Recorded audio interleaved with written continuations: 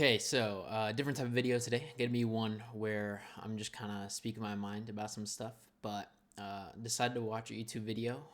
Saw one by Audi that I thought was pretty interesting. That he was talking about how in Champions that IVs might be getting removed, and it was pretty interesting, mainly just because not a lot of people had talked about it, and since Worlds is going to be played on Champions and VGC for the foreseeable future will also be in Champions, it's kind of a big deal. But yeah, his video is mainly talking about how getting rid of IVs would be like a good thing, mainly because it adds like another barrier of entry for newer players and makes it harder for any competitor to just get certain mons, mainly the ones that are like one per save file, like Ursaluna Blood Moon, like the DLC Paradox mons. Or not those because they're locked, but stuff like Calyrex and that type of stuff that you would really want to get specific IV values on, they would have to reset for over and over again. Would be really tough, especially as some mons can get buffs, nerfs between gens, then you got to go back and get older stuff, which can be a bit rough for newer players who then might have to buy a completely new game just to play VGC on the current one. But yeah, I didn't really necessarily agree with that opinion. I think that if you remove IVs, it kills like a lot of creativity in the team builder, and just kind of makes the game worse overall. But yeah, just a little rundown what IVs are. They're just kind of six numbers that are randomly generated from 0 to 31, one for each stat of HP, attack, defense, special attack, special defense, and speed. And since we play VGC at level 50, basically for every 2 IV points, it's going to be 1 point for a stat. So it's an extra 16 stat points if you have a perfect 31 in IVs. And while it used to be harder back in the day in early VGC, it's a lot easier now just because of bottle caps and that sort of nature is that it's super easy to get a flawless mon, but it's really hard to get a mon that you want a specific stat at, especially like the lower one, 0 for specific type of stuff that we'll get into. But I think VGC is really cool because of stuff like perfect, imperfect IVs, you can run a lot of cool, interesting ideas. And I think the main one that is important to talk about is speed, just because I don't think a lot of people realize that like speed is such a huge part of the game, and a lot of Pokemon and teams are revolved around making use of those negative speed natures plus the 0 IVs in speed or just a random specific number. And without that, you'll have a lot of mons speed tying, which is just a pure 50-50 chance. And I don't think anyone wants to play in a game where, there's just a lot of 50-50 random coin flips happening all the time. But people usually circumvent this type of stuff by either adding EVs onto their mons to make them faster. But sometimes you can get into a lot of cool scenarios where you can either scout speed tiers if you go minus IVs in speed, or if you just don't want to once again do those speed tiers, then you can also just go 0 for the Trick Room archetype. You'll mainly see it on like Incin or Fereg where they'll go like 28 IVs in speed, or they'll go even lower than that just for certain scenarios. But the main one that is important is Trick Room. Is just there's a lot of attackers that would go like a minus speed nature plus 0 IVs in speed to underspeed key meta threats that they normally wouldn't, and be able to get like sneaky KOs and make the game a lot more interesting. I think, at least for Scarlet Violet, the main one that's coming to mind is Dark Ursh. Dark Ursh usually like love to do this with like a choice band, go Terra Dark, and we could blow a lot of Pokemon that it would normally outspeed, right?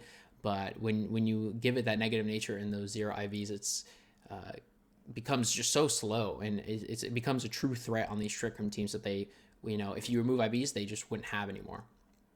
And it also warps the metagame and allows like cool, interesting stuff to happen where, Ursaluna, Hisui, Calyrex Ice, and Hands were all like base 50, and like Regai and a bunch of other formats throughout Scarlet and Violet, and Pokemon that were slower than them but wouldn't want to run 0 IVs in speed, something like an Amoonguss would run 27 to underspeed them.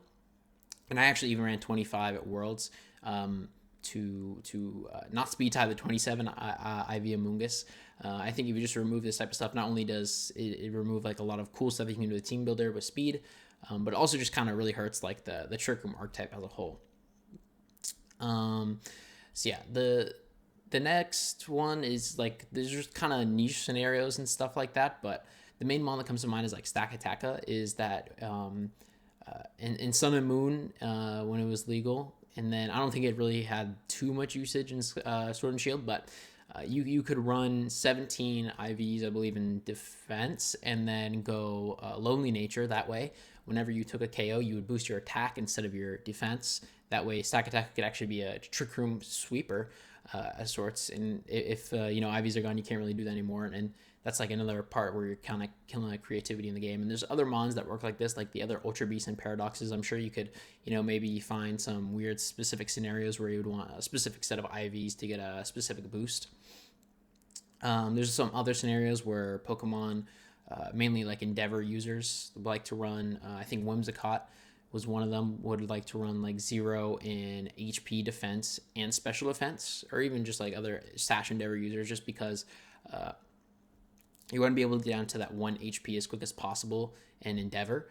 And it just takes them down a sizable chunk, even if you're not at 1 HP, right? There was a cool strategy that you could do. I remember like seeing it a lot was Endeavor Whimsicott with Miraidon, and what they would do is they would Endeavor the Terapagos, and then they would KO it because the Endeavor would take it so low that it would just die just straight up.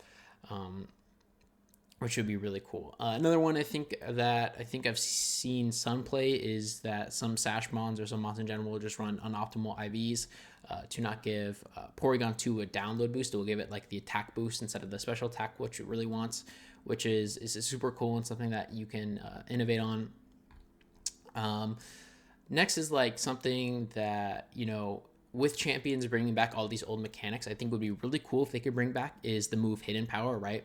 Hidden Power, if you didn't know, it's before my time in VGC, but it was a 60 base power move that you could have for any type, except for normal and fairy, and its type was actually based on your IVs. And if you wanted to get a Hidden Power before bottle caps were a thing, I believe you had to run an optimal IVs. But it was mainly just used as like a coverage move to knock out specific Pokemon in metas like. Mainly Primal Groudon, you would see like a lot of Hidden Power water on stuff. Like I think the Heligo was like a cool tech option that I remember seeing at like Worlds 2019 whenever I first started like watching the game, and then there's also stuff like Mega Gengar would run it, and then Thundurus and just a bunch of other mons would do it to Oko, Primal Groudon, and then in other games, other meta games that I've watched, like you'll see like Terra Ground to Oko Heatran, Hidden Power Ground, Oko Heatran. You'll see Hidden Power Ice to get both like the Landorus forms, Hidden Power Rocked to get like Zard Y if your team really needed an answer to it. And while like from what I've heard, it's like a bit annoying in the closed team sheet era. I think if they stick with open team sheet that they've had for all of Scarlet Violet, I think it'd be like really cool and a really innovative way to revive old concepts. But the main issue that I think people have with IVs is kind of what I talked about earlier, is that you can be really grindy to get like mainly the 0 attack or 0 speed on certain Pokemon. If you didn't know, the attack one matters just because any Pokemon that's not using its attack stat wants to have it as low as possible, because there's a few like very niche, but you can argue that they're important in some scenarios where you would want that 0 attack IV. The most important one I think is Foul Play.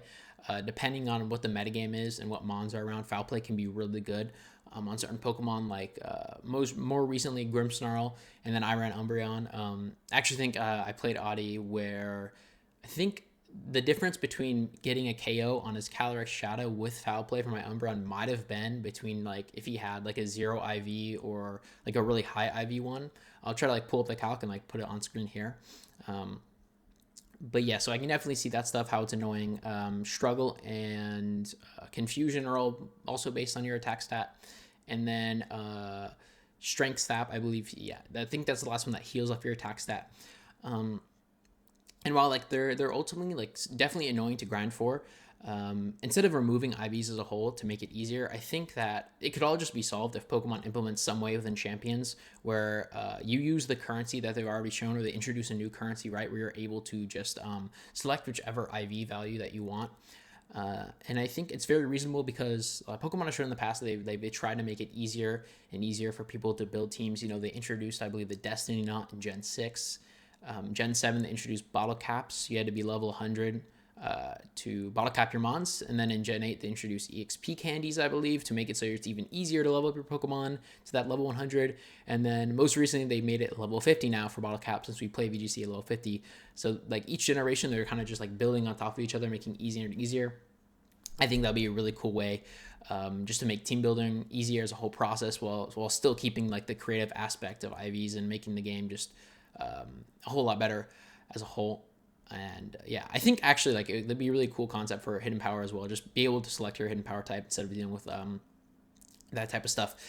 But yeah, all in all, that's kind of just what I say about IVs. Just kind of put my 2 cents out there, just because Champion seems to be inching closer and closer around the corner. Overall, we'll see what happens, and if you disagree, like, that's fine, whatever.